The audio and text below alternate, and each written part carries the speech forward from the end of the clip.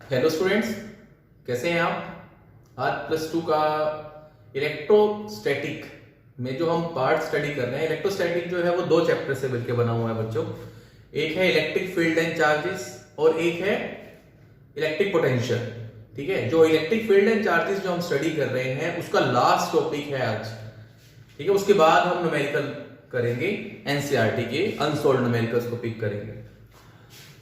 हमारे पास क्या है, हमें कहता है कि electric field due to charge sphere, ये टॉपिक है, इंपॉर्टेंट टॉपिक है और इसके ऊपर बेस्ड न्यूमेरिकल भी है एनसीईआरटी अनसोल्व्ड। सोल्ड न्यूमेरिकल भी है बच्चों। लास्ट जो न्यूमेरिकल होगा वो बहुत इंपॉर्टेंट है। आज हमें स्टडी करना है electric field due to charge sphere. अब देखो, स्फीयर जो होता है हमारे पास,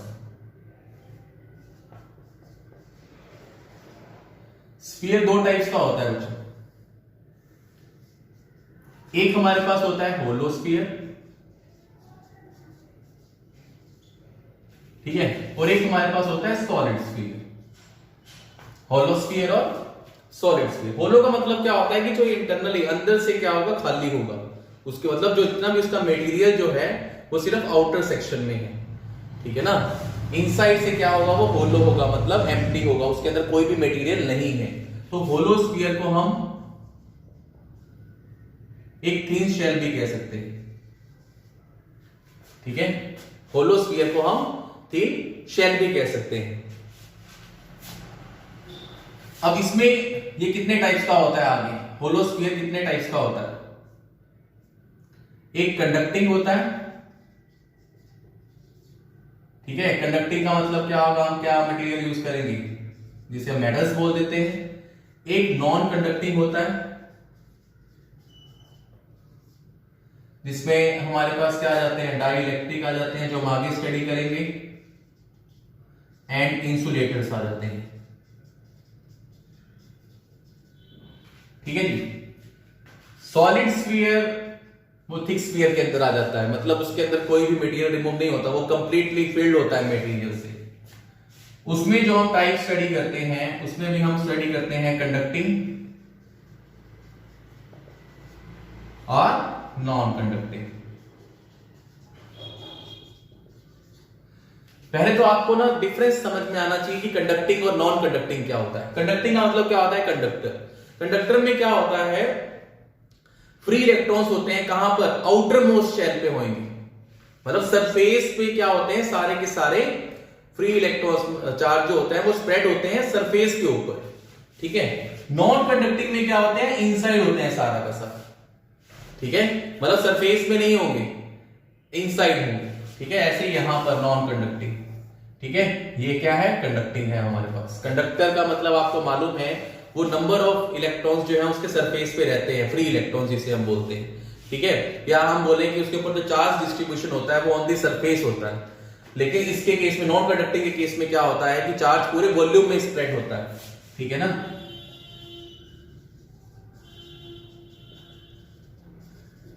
charge distribution is done for whole volume, complete volume के लिए होता है। ठीक है, तो हमने जो बेसिक करना है, हमने कंडक्टिंग, नॉन कंडक्टिंग और कंडक्टिंग के लिए एक इक्वेशंस डिराइव करनी है। मतलब हमने, हमारा जो सारा फोकस रहेगा इन तीनों पर रहेगा।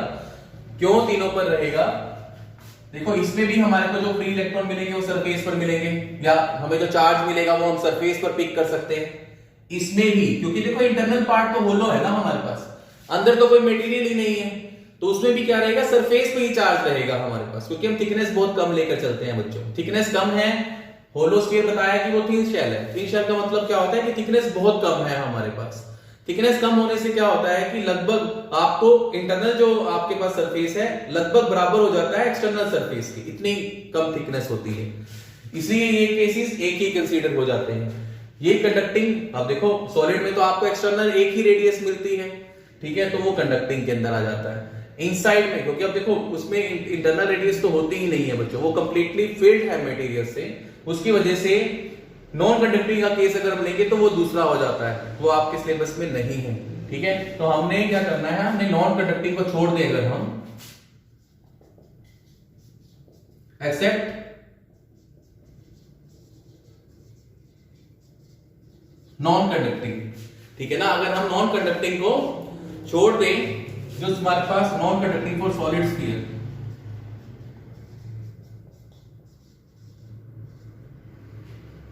फॉर सॉलिड स्फीयर, अगर हम सिर्फ इसको छोड़ दें, except non conducting for solid sphere, rest has दी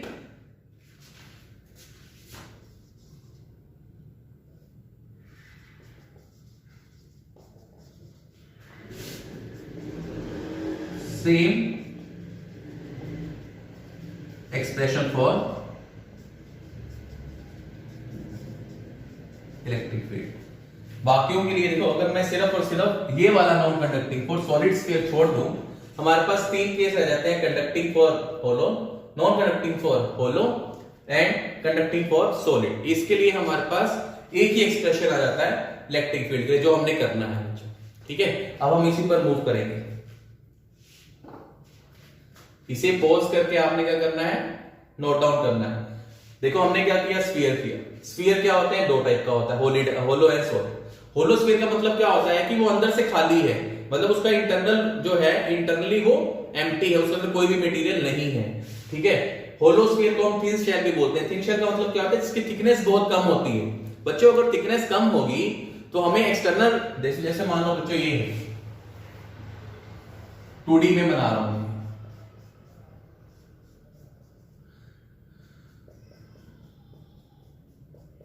ठीक है ना। अंदर से खाली है, खाली के अंदर हम ये कटिंग सेक्शन नहीं कर सकते क्योंकि अंदर कोई मटेरियल ही नहीं है।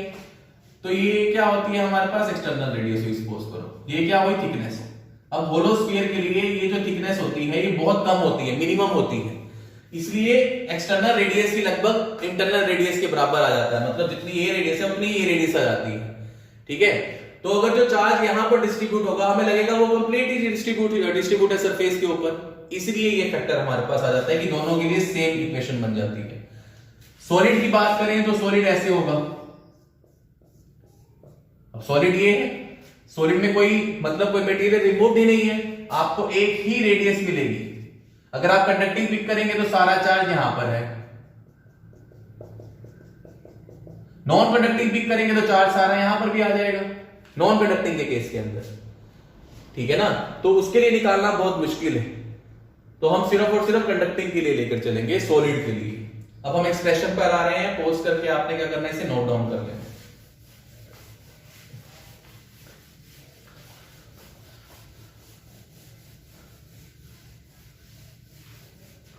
आगे है हमारे पास electric field due to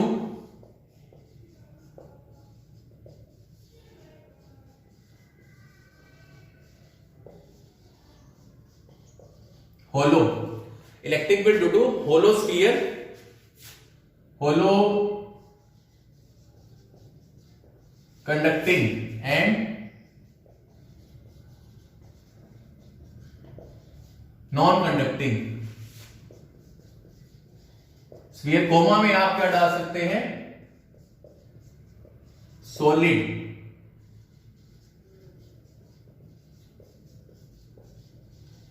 conducting sphere, ठीक है। अब हमने क्या करना है, electric field bye find out करनी है ड्यू टू होलो, कंडक्टिंग हो, नॉन कंडक्टिंग हो या सॉलिड के लिए कंडक्टिंग स्फीयर हो, सबके लिए एक ही एक्सप्रेशन आता है बच्चों। तो इसमें आपको बात ध्यान में रखनी है कि हमने कोई ना कोई पॉइंट तो पिक करते हैं, ठीक है ना। जिस पॉइंट पर मुझे क्या फाइंड आउट करनी होती है, इलेक्ट्रिक फील्ड की वैल्यू फाइंड आउट करनी होगी ड्यू टू स्फीयर, ठीक है। वो मान लो r पॉइंट है हमारे पास, r स्मॉल r जो है वो वेरिएबल पॉइंट हमारे पास आ जाता है। आ रही है बात समझ में। तो इसके अंदर हमारे पास एक सिग्मा की जरूरत होगी हमें, जिसे हम बोलते हैं चार्ज डेंसिटी, या हम कहते हैं चार्ज पर यूनिट एरिया, ठीक है। तो हमारे पास बच्चों दो केस चलेंगे इसके अंदर। एक बारी जिस पॉइंट पर मुझे इलेक्ट्रिक फील्ड की वैल्यू फाइंड आउट करनी है, वो पॉइंट मैं इनसाइड स्फीयर कंसीडर कर लूंगा, और एक बारी मैं आउटसाइड स्फीयर कंसीडर कर लूंगा। जैसे सपोज करो मेरे पास ये स्फीयर है बच्चों, ठीक है, उसकी रेडियस कितनी है, कैपिटल आर। कंडक्टिंग स्फीयर है, मान लो ये चार्ज डिस्ट्रीब्यूट है,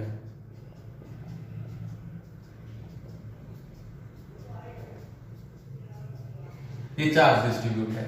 सबसे पहले मैंने क्या पिक किया, मैं आउटसाइड के लिए पिक कर लेते हैं।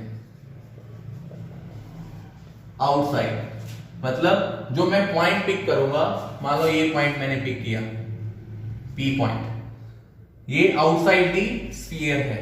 मान लो वो कितने डिस्टेंस पर है, स्मॉल आर डिस्टेंस पर है। अब यहां पर जो स्मॉल आर की वैल्यू है वो ग्रेटर देन कैपिटल आर है, नेचुरल सी बात है ना, स्फीयर के बाहर है वो।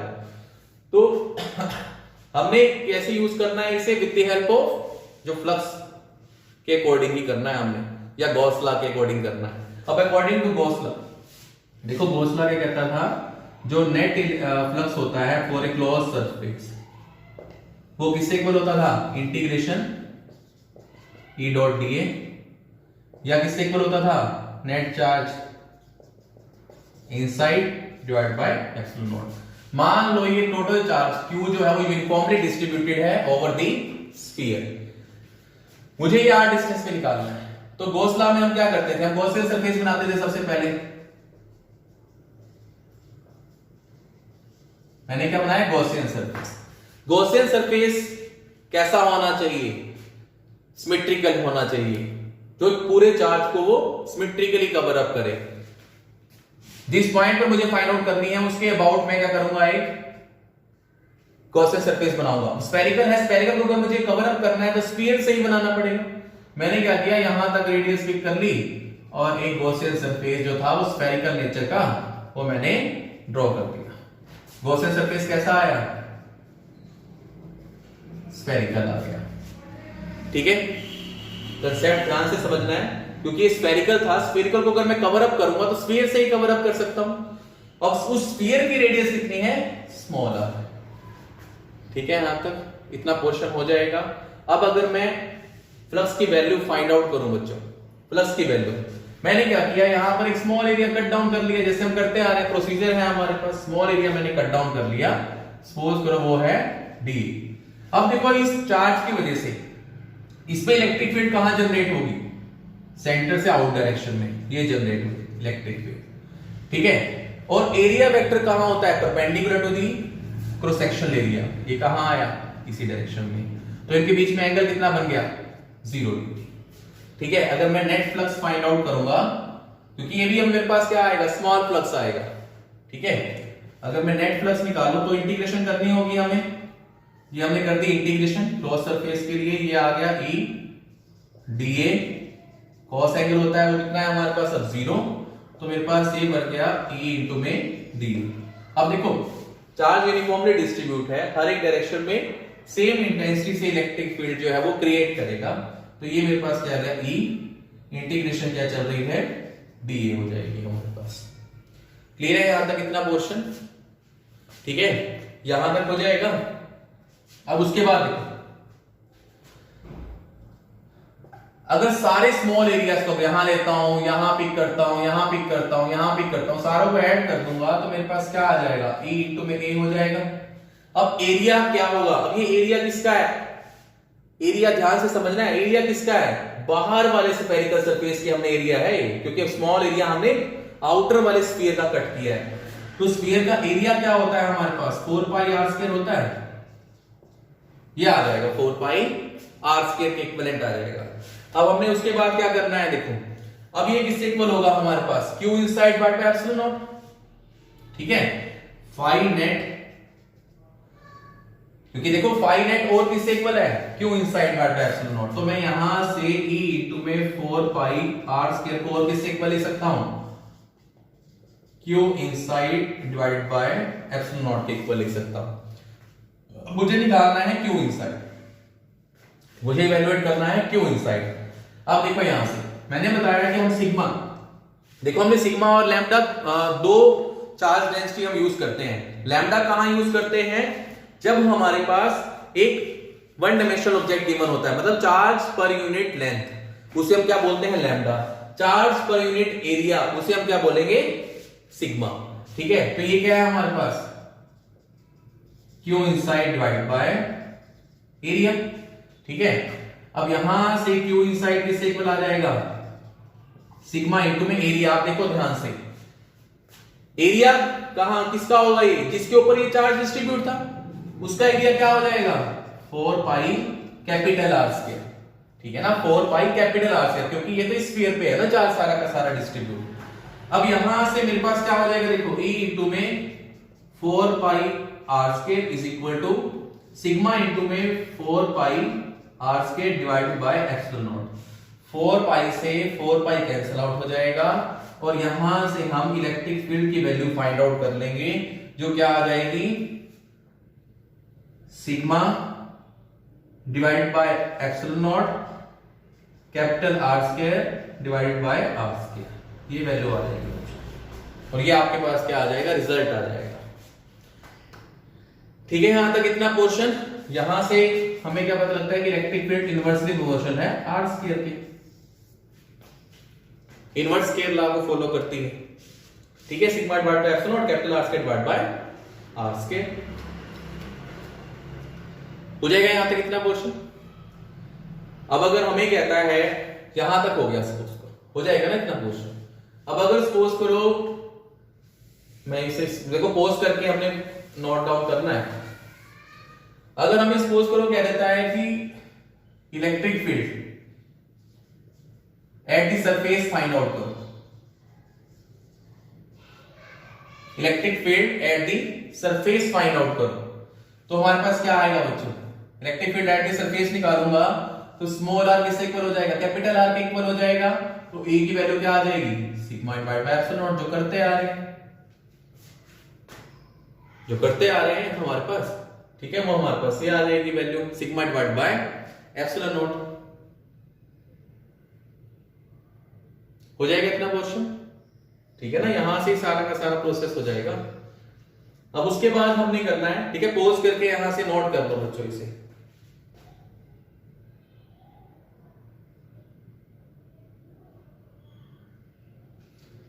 चलिए बच्चे आगे।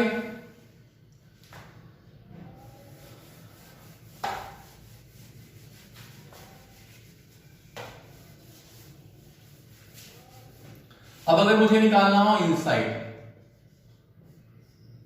Inside that means small R is less than capital are.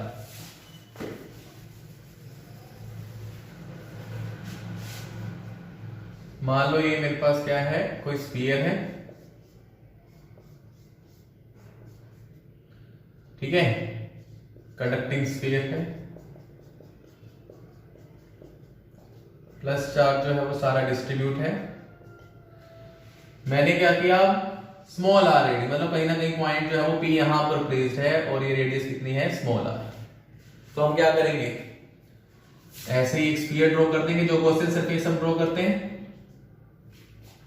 ठीक है, अब यहां से अगर मैं फाई नेट निकालू तो वो किससे इक्वल आएगा, देखो फिर वही स्मॉल एरिया में कट करूंगा जिस डायरेक्शन में इलेक्ट्रिक फील्ड उस डायरेक्शन में।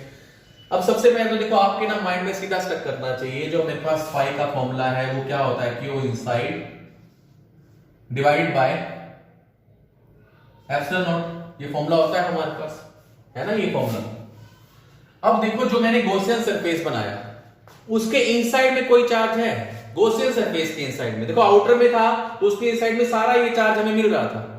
लेकिन अब मैंने जो ये गॉसियन सरफेस बनाया ये मेरे पास क्या है, गॉसियन सरफेस है। अब गॉसियन सरफेस जो मैंने बनाया इसके इनसाइड में आपको कोई चार्ज नजर आ रहा है, वो तो जीरो है, तो मेरे पास नेट फ्लक्स जो है वो तो जीरो आ रहा है। अब अगर मैं यहां जीरो पुट कर दूं, ये मेरे पास टर्म है EdA, अब कुछ भी हो आपको इलेक्ट्रिक फील्ड की वैल्यू क्या मिलेगी, जीरो। ठीक है, यहां तक इलेक्ट्रिक फील्ड की वैल्यू क्या मिलेगी, जीरो, जब हम इनसाइड में हो जाएगा बच्चों, क्योंकि ना इनसाइड में कोई चार्ज ही नहीं है, इनसाइड में कोई चार्ज नहीं है तो वो फ्लक्स नहीं प्रोड्यूस करेगा, क्योंकि फ्लक्स क्या होता है, फ्लक्स कैसे प्रोड्यूस होता है, इनसाइड चार्ज की वजह से होता है क्लोज सरफेस में। जब क्लोज सरफेस के अंदर कोई चार्ज ही नहीं होगा तो मेरे पास नेट फ्लक्स क्या आ जाएगा, जीरो आ जाएगा। नेट फ्लक्स तो EdA के बराबर भी होता है, तो यहां से इलेक्ट्रिक फील्ड की वैल्यू क्या आ जाएगी, जीरो आ जाएगी। ठीक है बच्चों, ये लास्ट टॉपिक था, अब हम आगे न्यूमेरिकल करेंगे इसके, तो आज के लिए इतना ही।